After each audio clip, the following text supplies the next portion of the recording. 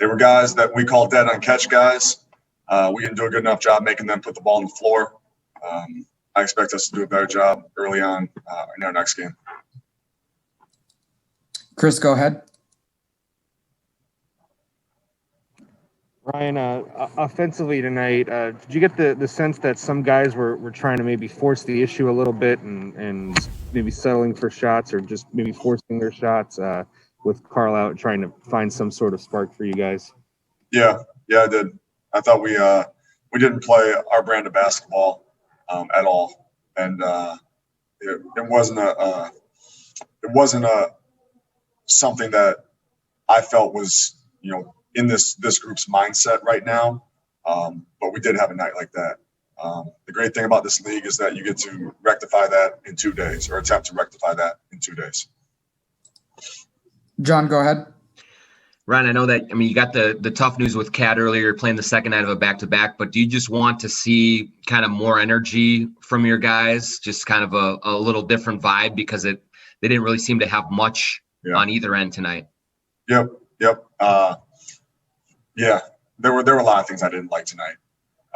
So we'll dive into the film, and I'm sure we got a good locker room there. We got guys who want to do the right thing. So they feel the same way. I'm sure.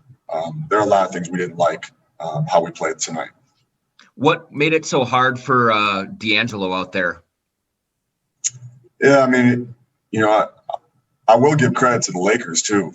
They there's a reason they're the world champs, and they take you out of things. They're a really good defensive team. They don't get enough credit for that a lot of times, but they knew they had a sense of urgency from the start, and they did. They took us out of things, and I'm sure they understood. They played tomorrow night too, so want to get guys rest, and when you have a locker room like that. Those guys definitely were aware of that. We'll go Jason, then Dane, and wrap it up. Jace, go ahead. Brian, it seems like cramping was about the best diagnosis you could get from Josh. Is there any idea, I guess, of maybe if he'll miss any more time beyond this? I haven't heard anything yet. Dane, go ahead with the last question. Ryan, last year when Malik and Juancho both started hot, it was without Cat. What can you do to get those two players to play at the level they were playing last year, now again without Cat? Yeah, it's a shared responsibility, but it's also about, I thought that they did a great job of doing other things. Juancho especially, he was good rebounding the basketball, he was good running the floor. Defensively, I thought he was much improved, and that kind of got him going offensively too. And then Malik, obviously with a guy like Carl out, there's more opportunity for a guy like Malik too.